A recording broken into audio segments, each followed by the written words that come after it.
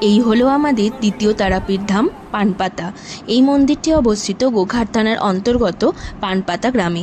আপনারা যারা কলকাতা থেকে আসবেন তারা হাওড়া আরামবাগ গোঘাট লোকাল করে আরামবাগে নেমে বাস স্ট্যান্ডে আসবেন, বাস থেকে ব্যাঙ্গাই স্টপেজে নেমে ব্যাঙ্গাই থেকে টোটো করে চলে আসতে পারেন। আর যারা বর্ধমান থেকে আসবেন তারা তেলিপুকুর থেকে একলক্ষী যাওয়ার যে কোনো বাসে উঠে একলক্ষীতে নেমে হাঁটা পথ অথবা টোটো করেও চলে আসতে পারেন। এখানে অনেকগুলি ডালার দোকান আছে। সর্বনিম্ন 21 টাকা থেকে ডালা কিনতে পারেন। ডালা কিনে আপনারা নির্বিঘ্নে পান্ডা ছাড়াই পুজো দিয়ে দিতে পারেন। এখানে ভোগ খাওয়ারও সুব্যবস্থা আছে। শনি মঙ্গলবার এবং প্রত্যেক অমাবস্যায় সারা রাত ধরে পুজো হয়।